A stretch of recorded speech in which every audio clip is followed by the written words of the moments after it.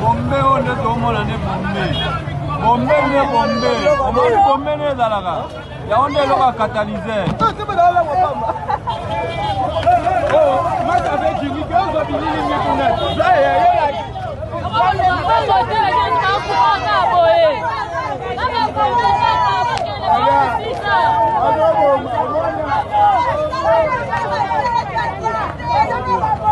soki asambeli yango omoni moto aza kotelema boye mais alali mais ya kotelema ezolakisa keno baefe nango eza mabe makasi bombe sor nango eza keno fo milala eza na équilibre te donc epesaka mposa kolia te eza ekimisa bango apeti me bango sokola donc wana drogi nini oyo leta tiki ekoma korenie na kati ya ville ya Kinshasa na bamipesi na vie ya bombe bombe eza drogue retardé biso to tokote beve bombe te mais l'autre okama mutu nyonso akomi na vie ya bombe bombe oleka basi mibali ba jeune bombe na bombe nayebi te soki leta azoloba nini mpona bombe tozomona bango mutu osola nazomilala dans les vides esanga so ameli masanga na oba dolala dans les vides bongo bombe ezoboma bome mpona bao basentir ke no onie bakoyeba patron so ameli bombe abongisi vie. Info 243, la référence de l'actualité. Merci beaucoup Bandeko Balandi, beaucoup landa biso nanzela ya ba antenne na biso Info 243. Merci naza saito na pelisa mine sengo.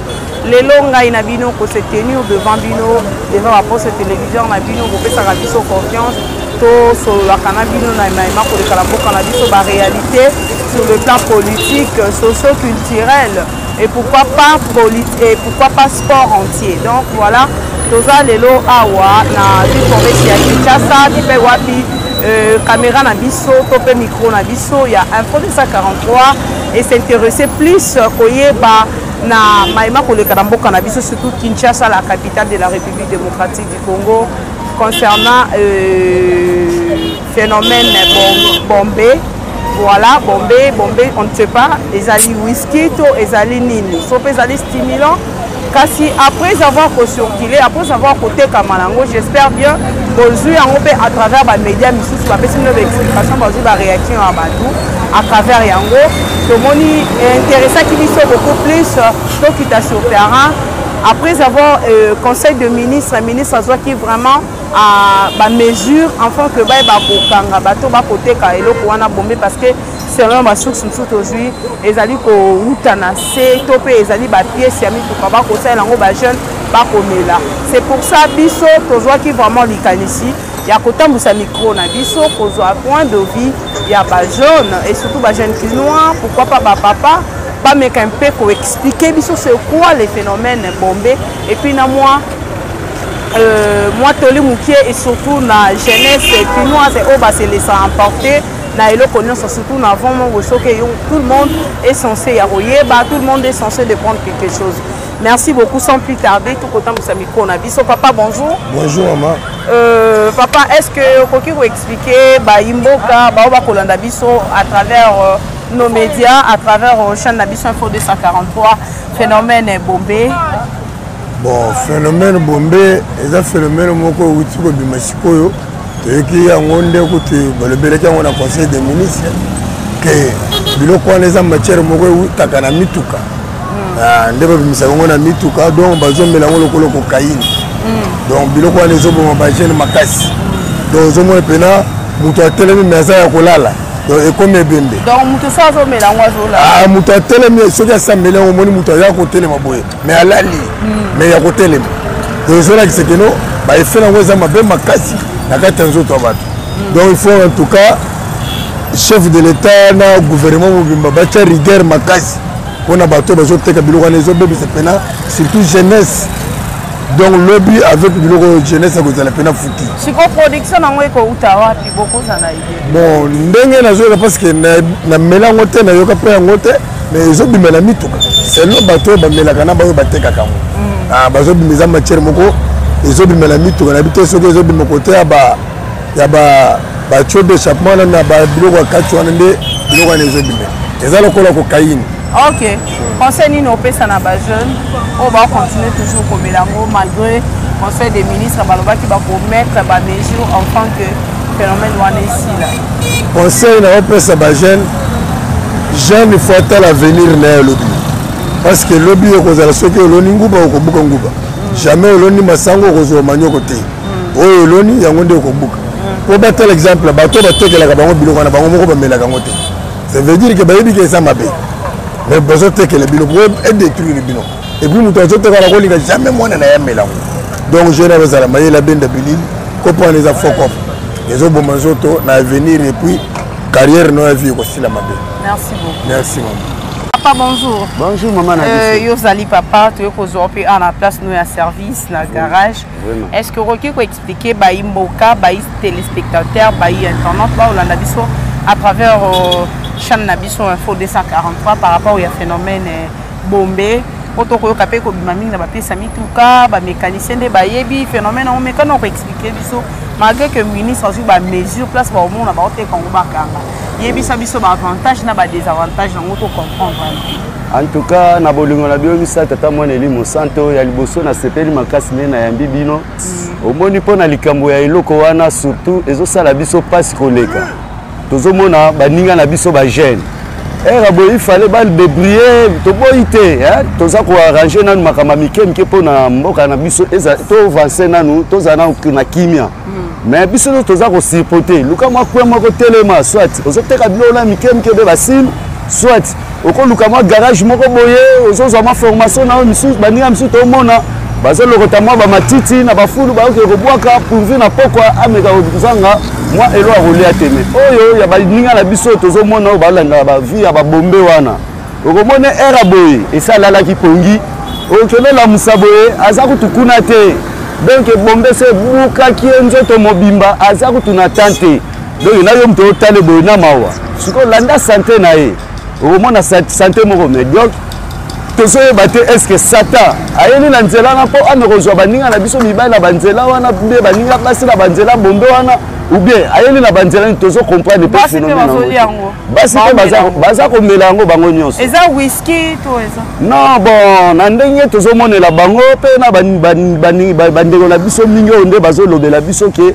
ezo zala ba produit moko ezo bima mingi na ba silencer oya mituka alors tala na mundele ndenge saleli qualité ya mutuka babi bende bele oya cha na kati li benene bende eza na produit nango basalelaka yango nde na sima eza kosangana na besansu wana na ba mafuta tochaka na ba monteur na ba mai tout ça eza kosangana tout ça allez ezo bima na silence nde mte bimisa ezo ka charge wana allez yo mutu ozali normal oza kokamata biloko wana oza kobenda yango ekotaka na ba poumon na yo monte ke ezo bebisa toujours ba poumon ezo bebisa santé eza na droit fe bebisa na éviter ce message nous qui lancer la base no ba Hollanda vraiment message on a na koki ko lancer zali boy en tout cas pardon mala tuku samona sambo boy baza ko mela biloko wana batika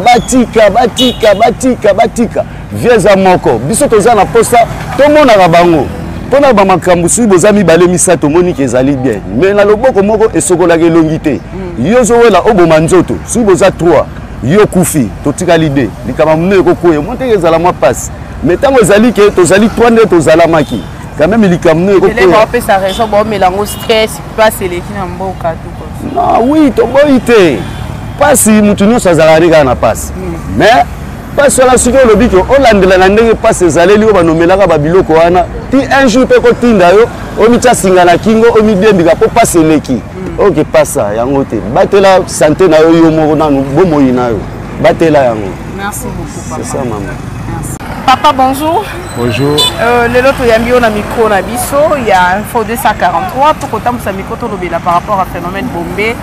Yebisa biso non par rapport à jeune ba comme la bombé parce que on apprend que son mutameli on zo pe sa pongi tout consort.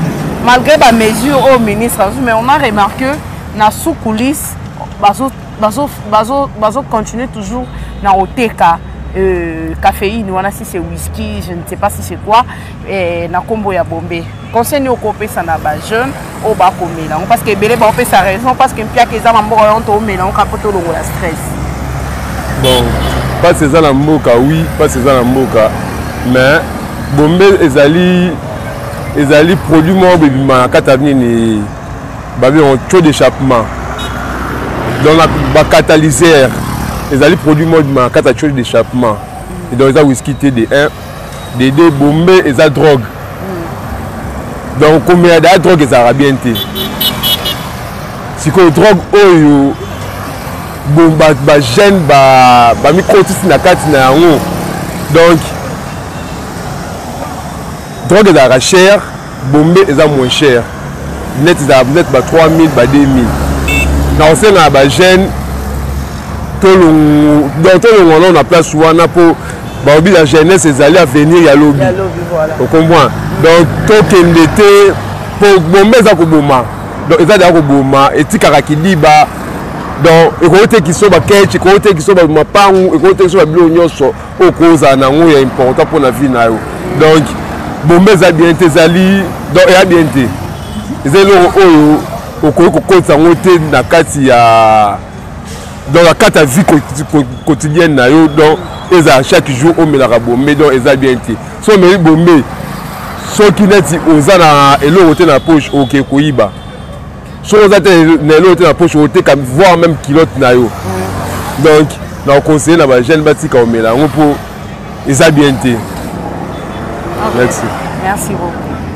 Batika o mela ba bombe po bombe wana soko soko melango o comme na âge ya 30 ans 40 ans te biso to meli ba bombe wana te dieto mo ingana comme na 68 ans na to mela bombe te na meli diamba te na meli loko moko te mais tala ba jeune ndenge bazo kufa likola bombe lobi moko aleki awa yeko senga mai mpangu awa pesa nga mai ayo senga mama pesa nga mai po eloko na osali nini alors expliquer te ba meli sika biloko na meli biloko moko sika ndenge nini ba bombe siki bombe eza biloko ya voiture bazo joa bazo tia biso yeba kango to belelo tozo yeba ngo tozo découvrir yango mundela tielo ko na taux d'échappement mais bango ba komi pona koteka pona kotiaka na bazolo ozomona surtout ba jeune mingi bazo memba moto bazo ko melango osala ko mela yango wana po soka meli bombe wana tanga zo la mutambo na moto na ko botla moto biloko akobotla ngo facilement po sa meli bombe conseil to kotika ba pesa ba jeune batika ko mela ba bombe soka meli atiko mela ba bombe ako vivre longtemps soko meli bombe ko vivre longtemps te au vivre calamité au kufa. Merci ngana suika. Message nous lancer na gouvernement. Na gouvernement, ngali gouvernement d'abord gouvernement a télémela yango.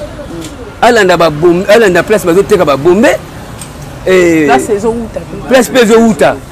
Ezuta ba mécanicien, ezuta na ba ezuta na ba chose d'échappement, ni bazo kata ba chose d'échappement. Bon, l'éviter soko de couvrir qui on ndenge nini. Bon. Ils ont parti à poto pour que bana ba ibi le côté ba be ko découvrir on ki muta uta ki poto ibi on ki futia ka potia bo droga ngeza bo soki o meli yango e ko commissionner ti zoba ngamu na moni mutaleki na awa uti o mela bombe physics kala mite biso mbata bombe bazaki awa ba uti okima ba ki ba laki ba mela awa ba we mela so ba ko temsa ba moto na ba meli ba bombe ba siminzela ba kei mais bana to benga ba l'inspecteur ba ki awa ba ya ka lisuti mais na pesi conseil ba ti o mela ba bombe essayer de remarquer. Bon, pour l'anga, na bakisaka mke, o aza grand frère nanga, na aza 63 ans, tokoli na esika moko. Na respecta ye po génération na biso tokoli bien par rapport na génération siko. Bakomi na bimela donc bakomi ça makambo moko incroyable. Alors, elo mona loba pona ba jeune biso tout outi a bon jeunesse. Mais batika biloko wana ba drogue banini biloko makasi wa batika yango ezo détruire bango batika na 5 penda pardon mingi batika et puis gouvernement atelemela likambo oyo atika ngo te alandela ngo bien tina suka nani a découvrir makambo ba bombe wana et puis ekoma biloko atio d'échappement ekoma bato batiaka na bazolo etala ndenge ezokwesaka bajeune mpona nga bajeune bazomela yango basala nde rere batika eza bien te na mokuse batika oyo alingi koyoka ayoki oyo alingi mpe koyoka te asalela na ye bato mpe bazoteka bakata bakata vente wana eza bien te bazodétruire bana na biso ata koluka mbongo yango ntina wana biloko ya ndenge wana batika biloko wana baluka commerce mosusu. Bonjour. Papa, étant que vous êtes jeune, par rapport à phénomène Bombé, Automoni, comment est-ce que la jeunesse quinoise, surtout, va s'emporter dans l'eau qu'on appelle Bombé, je ne sais pas de quelle matière qu'on les fabrique. Réaction de cause à la Dinto concerne nos copés jeunes et surtout dans le gouvernement congolais. Bon, d'abord, le phénomène Bombé, c'est phénomène Moko Oyo. Et comme au bébé, ça fait ma bagage au Congo. Plus précisément à Kinshasa. Pour plutôt bien nous tout à Kinois. Parce que mon niveau bagage bazo mais la matière wana bazo ba biso kutu keno bombe wana eza kutu plus toxique que les kutu diamba. Donc bagage ne misus bazo sa bombe à 5 spina diamba ba misus peka ka bombe a pamba bongo donc à se droguer et na minute wana comme ça makambu. Oyo hein? Comme le nyama, hein? Comme ça comme le rwanda ti esté na ene mtezo tindai. Mais pour ngai na ko départager faute hein faute ezaka pour na ba jeune wana te mais faute que ça pour na l'état parce que ministère na biso ya industrie o e contrôlera ba industrie nyos wana e fabriquera ba gene ba nyos wana ou ba na ba ministère nyos wa commerce extérieur parce que ba bombe on eza ba matière mo de fois utaka libana moko ekota kapia c'est kota ndeni ba aner nyoso ba service nyoso contrôle za ba frontière na biso balandela raté to bazara ngo ba corrompi soki mutu mo ayina ba bloc wana futi mbongo ba kotsi na bango ngo et na ministère industrie oyo ya censé faire contrôler la production locale nyon sur ça malambo. Donc nazo déplorer ma phénomène wana malgré na ndeki pe na conseil des ministres ba lobela ki pe nini wana ke ba ko s'attaquer vraiment na phénomène wana mais ba s'attaquer na ngote na kanga ba jeune ba s'attaquer na source c'est nini côté ba bombe wana et côté laka.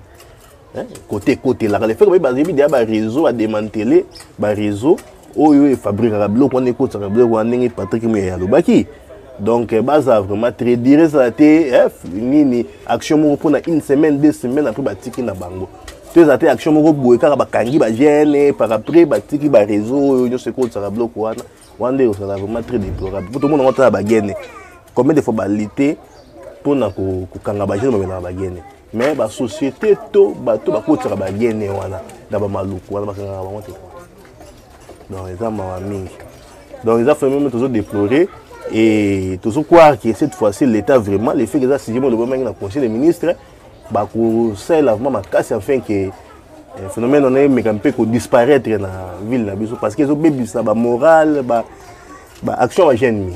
Donc, c'est ça, on a un rôle peut-être. Merci.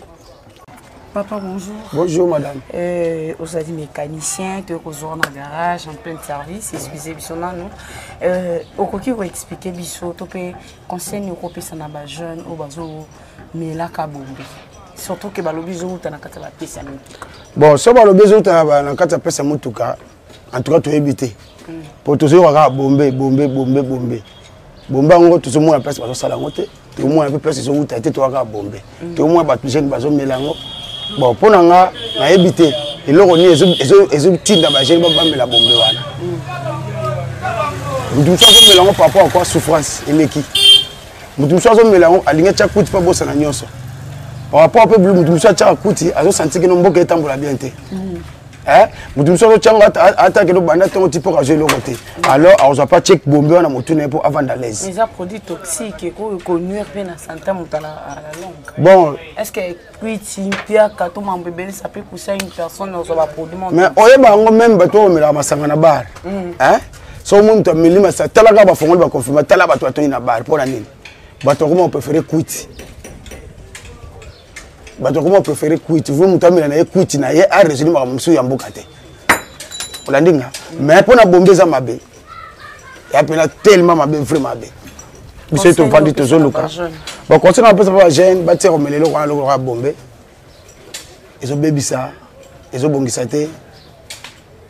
Tout le monde, on se trouve même pas soldat, même un policier, il bomba, il y a donc côte. Surtout les soldats, détenus. Si on a bien filmé, on a les capitaines, on a senti que on a été bombé. On a militaire. On a tenu, oui.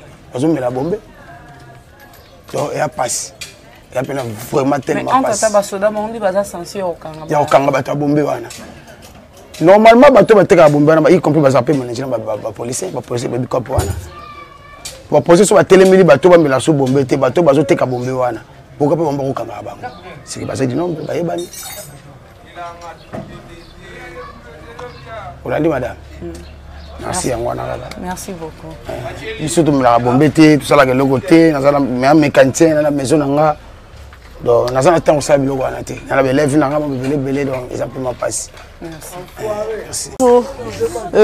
oza jeune tokuti mpe na mosala na yo tokoyoka phénomène bombe okoki koexplike biso pourquoi est ce que bato bazomela yango est ce que nano d'abord omela bombe to te baya balingi bombe elo mo ebima komona yango bombe so bamela yango balingi opike fort bango so omoni ndenge na basala boye akokosala boye te so amela yango okoma olemisa ekomisi faible akoma opike na nzela kolala na nzela tokokomprendre te so baluka ye siko bombe yango okoki koexplike biso eza baosala wana matière parce que tookoki ebima na bapesa mituka wana ngai nayebi te mais ndenge bango balobela po bato batekaka bombe bato batekaka catalyseur jamais soki otekela bango catalyseur basalela bombe jamais mpo na ngai nao basomba baza na bato na bango basomba bango nde bayebi matière nini oyo bombe esalamaka ngai nde singa mpena wana nayebi te conseil nini opesa na bajeune conseil opesa bango batikaka droge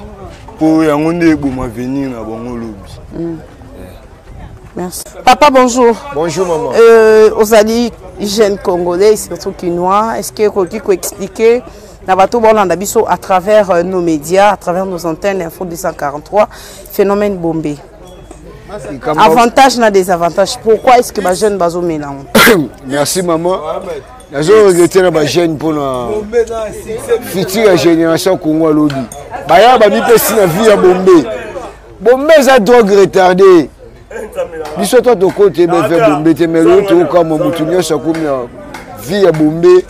Bombe ole ka basi mibali ba jeune. Bombe na bombe. Na habité sur l'état sur le bani pour na bombe. Mais chose étonnante maman pour na bombe. Toujours mon bango. Muto sola na so milala dans les vides. Est-ce que nation mairie masanga na ba dolala dans les vides bon. Bombe zo boma bombe pour na ba sentir que non on est ba ko ba patron so mairie bombe abongi civi. OK, azo bombe. Donc so ba melango bazolala ka. Bombe sort na ngoza que non faut milala. Et ça équilibre te. Donc il peut ça raposa goliate. Et j'ai qui mi sa ba ngwa petit même ba sokola. Donc on a drogue nini o l'état tiki et comment go régner na kati ya ville ya Kinshasa. Mais l'état sur ba mesure ba lobi faut baka ba ndokanga. Wana na encourager ngo batambusha basia ba omona que nos génération Congo komi pourri à 100% dans 90% komi ya bombe na bombe. Ata ba meli bangi kutu ba komi muke.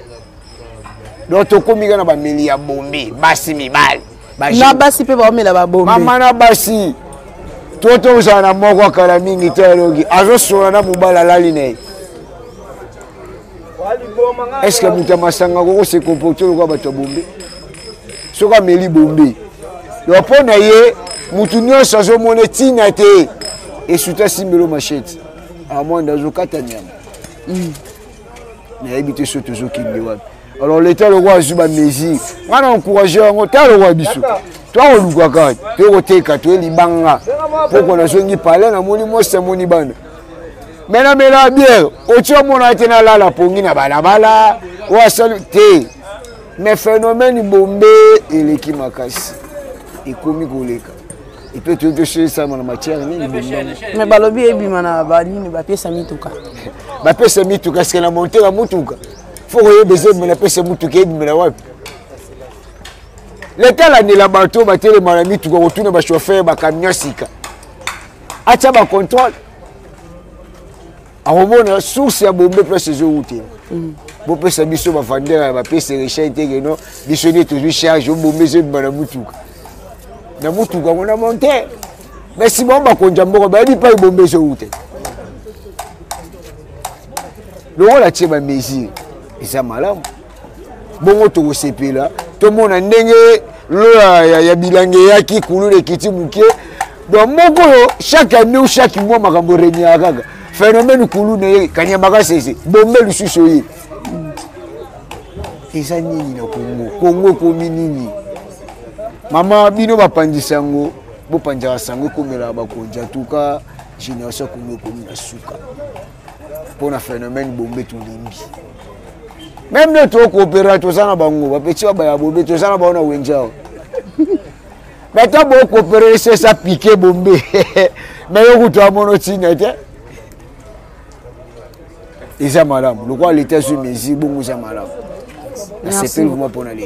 Merci beaucoup, chers amis. Je pense que vous avez tous suivi. Et puis, comment est-ce que la population quinoise en particulier, le jeunes de papa, de vie Bango par rapport à phénomène Ezali Bombier.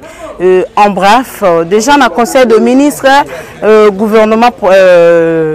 Dans le conseil des ministres, c'est lui que le porte-parole du gouvernement, Patrick Mouyaya, déjà, mais il peut éclaircir, peut couper sa opinion quand on dit au conseil des ministres et que la mesure est qu'on a levé par rapport au phénomène bombé Kassi et sous Kaka Kanamalobaté, ça a slogan, mais nous allons demander surtout au gouvernement congolais de veiller et surtout de voir source et si que le Kouane Kouta avant que comme on a la capitale. Tous en a une instance, il y a un contrôle nion, tous en a une instance, il y a bilo konyo se uta kana frontière c'est contrôlé avec comme malambo cannabis ba ezali tellement ébélé et kasi ezali limité te kaka parce que nous voyons la jeunesse d'aujourd'hui ezali ba futur cadre à lobby. Maintenant quand la jeunesse est pourrie, on suppose que à venir dans les jours à venir, il y aura pas de grandes choses dans le cannabis au République démocratique du Congo. Kasi phénomène bombé ezali partagé par la responsabilité ezali partagé entre les jeunes conscience. Tous ont conscience nabiso pourquoi est-ce que Tokoki comme ça la mabe quelles que soient les difficultés du pays, on a quand même le droit de préserver notre avenir parce que l'avenir de demain c'est nous la jeunesse d'aujourd'hui et puis par la responsabilité encore dans l'état nabiso et à la sloganté ba mettre vraiment ba mesure koye ba source et sika et le kwane ko uta afin que et détruire mo cannabis au République démocratique du Congo. En tout cas merci beaucoup, je vous aime tant, d'ici là portez-vous bien. Merci à Junior Tankoué qui était derrière la caméra, pourquoi pas à toute l'équipe de l'Info 243. Je vous aime tant, d'ici là, portez-vous bien et surtout n'hésitez pas de liker nos vidéos. Je vous aime tant. À nous revoir à la prochaine, bye bye. Info 243, la référence de l'actualité.